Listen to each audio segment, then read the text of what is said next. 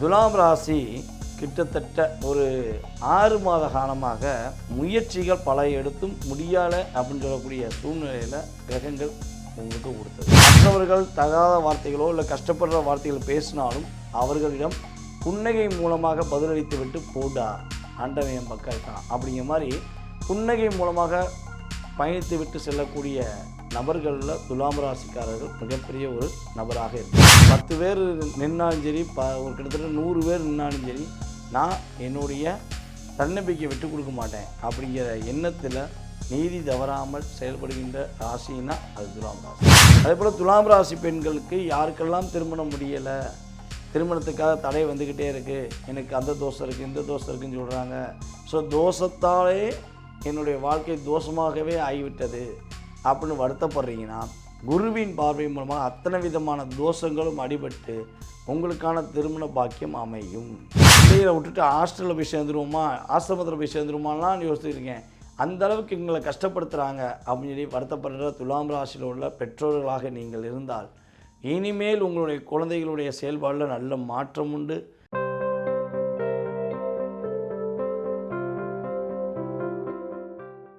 அகிலம் எங்கும் மதுரை மீனாட்சியின் ஆசீர்வாதத்துடன் உங்களுக்கு பிரதிபலித்து கொண்டிருக்கும் பக்தி இன்ஃபோ யூடியூப் சேனல் வாயிலாக உங்களை சந்திப்பதில் மிக மகிழ்ச்சி அடைகிறேன். நான் உங்கள் டிஜே சுந்தரபாண்டி, சிவகாசியிலிருந்து.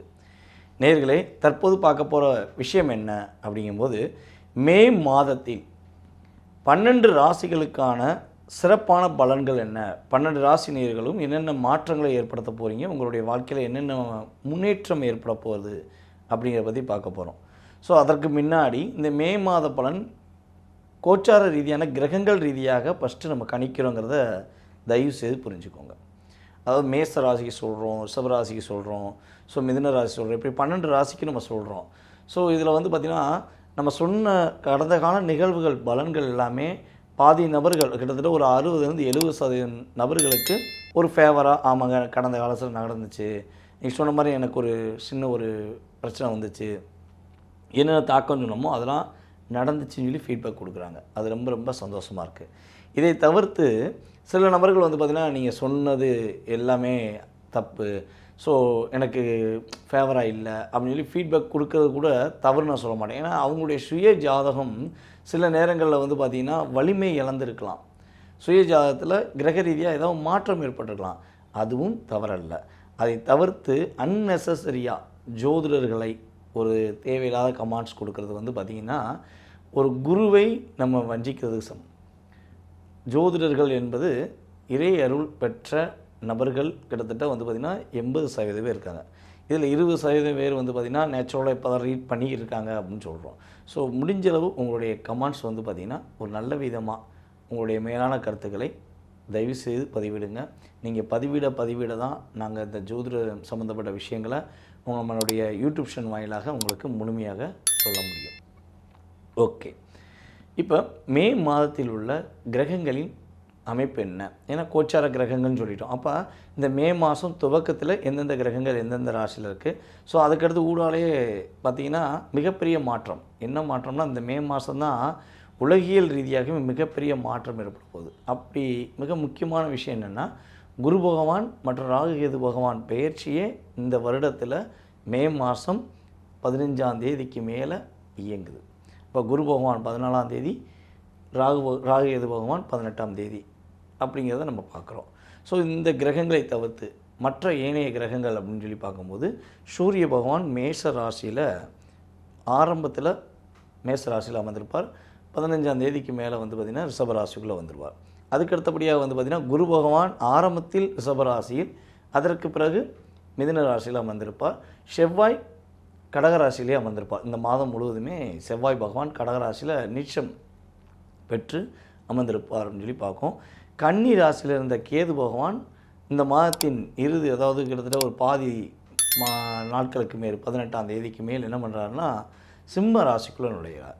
அதுக்கடுத்தபடியாக வந்து பார்த்திங்கன்னா டேரெக்டாக கிட்டத்தட்ட ஒரு 6 கட்டங்கள் 7 கட்டங்கள் வந்து எம்டி ஆகி டேரெக்டாக என்ன பண்ணுறாங்கன்னா மீன ராசியில் புதன் பகவான், ராகு பகவான், அதுக்கப்புறம் சனி பகவான், சுக்கிர பகவான், கிட்டத்தட்ட 4 கிரகங்கள் இந்த ராசியில் தான் அமர்ந்திருக்காங்க. இதில் இந்த புதன் பகவான் வந்து மே மாதம் 7ஆம் தேதி வரையும் மீனத்திலும், மே மாதம் 7ஆம் தேதிக்கு மேலே வந்து பார்த்திங்கன்னா மேஷத்தில் அமர்ந்திருப்பார். இந்த மேஷத்தில் அமர்ந்திருக்க புதன் பகவான் கரெக்டாக 23ஆம் தேதிக்கு மேலே ரிஷபத்துக்கு ட்ரான்ஸ்ஃபர் ஆவார். கிட்டத்தட்ட இந்த மாதத்தில் கிட்டத்தட்ட 3 ராசிக்குள்ளே ட்ராவல் பண்ணுற கிரகம் அப்படின்னு பார்த்திங்கன்னா புதன் பகவான் தான். ஸோ இந்த மாதம் முழுமையாக புதன் பகவானின் ஆதிக்கமும் குரு பகவானின் செயல்பாடும் ராகு கேது பகவானுடைய மாற்றங்களும் ஏற்படுத்தக்கூடிய விஷயத்தில் உள்ளடக்கி தான் இந்த மாத பலன்கள் வரப்போகுது. வாங்க உங்களுடைய ராசிக்கான பலன்களை நம்ம பார்ப்போம். துலாம் ராசி நேயர்களுக்கு மே மாதம் மாற்றத்தையும் முன்னேற்றத்தையும் கொடுக்க போதா? மே மாதத்தில் நம்மளுடைய துலாம் ராசிக்காரங்க என்னென்ன மகிழ்ச்சிகளை பெற போகிறீங்க, என்னென்ன மாற்றங்களை பெற போகிறீங்க அப்படிங்கிறத பற்றி பார்க்க போகிறோம். அதாவது துலாம் ராசி கிட்டத்தட்ட ஒரு 6 மாத காலமாக முயற்சிகள் பல எடுத்தும் முடியலை அப்படின்னு சொல்லக்கூடிய சூழ்நிலையில் கிரகங்கள் உங்களுக்கு கொடுத்தது. இதில் துலாம் ராசிக்கு இயல்பாகவே ஒரு குணாதிசயங்கள் இருக்கும். இறை பக்தி ரொம்ப ரொம்ப அதிகமாக இறை பக்தி இருக்கும். அது எந்த தெய்வமாக இருந்தாலும் சரி, உங்களுக்கு பிடிச்ச தெய்வத்தை மனசார வேண்டுவீங்க. இதில் இன்னொரு விஷயம் வந்து பார்த்திங்கன்னா, ஒருவருக்கு ஒரு பிரச்சனை அப்படின்னா அந்த பிரச்சனைக்கு ஒரு தீர்வை கொடுக்கக்கூடிய நீங்கள் அற்புதமான ஒரு நீதிமானாக செயல்படுவீங்க. மற்றவர்களுடைய முயற்சிகளில் ஏற்படுகின்ற தடைகளை விலக்கி அவர்களுக்கு உதவியாக இருந்து நம்மளும் செயல்படணும் அப்படிங்கிற இயல்பான குணம் உங்களுக்கு உண்டு. மனதில் தைரியம், தன்னம்பிக்கை அனைத்தும் இருந்தாலும் மற்றவர்கள் தகாத வார்த்தைகளோ இல்லை கஷ்டப்படுற வார்த்தைகள் பேசினாலும் அவர்களிடம் புன்னகை மூலமாக பதிலளித்து விட்டு போடா, ஆண்டவன் என் பக்கம் இருக்கான் அப்படிங்கிற மாதிரி புன்னகை மூலமாக பயணித்து விட்டு செல்லக்கூடிய நபர்களில் துலாம் ராசிக்காரர்கள் மிகப்பெரிய ஒரு நபராக இருப்பார்கள். பல கூட்டம் வரலாம், ஆனால் நான் தனிச்சு நின்று தன்னுடைய செயல்களை, தன்னுடைய தன்னம்பிக்கையை வெளிப்படுத்துவேன். 10 பேர் நின்னாலும் சரி, ஒரு கிட்டத்தட்ட 100 பேர் நின்னாலும் சரி, நான் என்னுடைய தன்னம்பிக்கையை விட்டு கொடுக்க மாட்டேன் அப்படிங்கிற எண்ணத்தில் நீதி தவறாமல் செயல்படுகின்ற ராசின்னா அது துலாம் ராசி தான். அந்த அளவுக்கு ஒரு நீதிக்கு ஒரு முக்கியத்துவம் கொடுத்து, ஒரு உண்மையான விஷயங்களுக்கு முக்கியத்துவம் கொடுத்து நடத்துகின்ற நபர்கள் தான் நீங்கள். ஸோ அப்படிப்பட்ட செயல்பாடு கொண்ட உங்களுக்கு இந்த மே மாதத்துலேருந்து மிகப்பெரிய மாற்றங்க. இந்த மே மாதம் ஒரு பாதி, அதாவது 15ஆம் தேதிக்கு மேலே உறுதியாக குரு பார்வை உங்கள் ராசி கிடைக்கும். இதை வந்து நம்ம குரு பயிற்சி வீடியோவில் பேசுவோம், நீங்கள் அதை பார்த்தீங்கன்னா உங்களுக்கு முழுமையாக தெரியும். ஸோ ஆனால் குரு பார்வை இந்த மே மாதம் 15ஆம் தேதியிலிருந்து கிடைக்கும்போது மிகப்பெரிய மாற்றங்கள் உங்களுக்கு ஏற்பட போகுது, மிகப்பெரிய முன்னேற்றங்களும் ஏற்பட போகுது. உங்களுடைய முயற்சியில் இருந்த தடைகள் எல்லாம் விலக போகுது. முடியலை அப்படின்னு சொன்ன வார்த்தை இனிமேல் உங்கள் வார்த்தையில் இந்த மாதத்தில் கிடையாது. எல்லாம் முடியும், எதுவும் முடியும், எப்படியும் முடியும். அது எப்படி முடியும், உங்களால் மட்டும் முடியும். அந்த அளவுக்கு உங்கள் சிந்தனையுடைய செயல்பாடுகள், உங்களுடைய கடின உழைப்பு எல்லாமே இந்த மாதத்தில் நீங்கள் உறுதியாக கொடுப்பீங்க. புதிய வீடு மனை கட்டுவதற்கான அமைப்புகள் உண்டு. ஐயா வீடே இல்லை, இடம் கூட வாங்க முடியல அப்படின்னு வருத்தப்பட்டீங்கன்னா கிரகங்கள் வலிமையாக இருக்குது. கோச்சார ரீதியான கிரகங்கள் உங்களுக்கு வலிமையாக இருக்குது. இதில் உங்கள் சுய ஜாதகமும் வலிமையாக இருந்தால் ஒரு அற்புதமான முன்னேற்றத்தை கொடுக்கக்கூடிய சூழ்நிலை இருந்தால் சொந்த வீடு கட்டுவது உண்மை.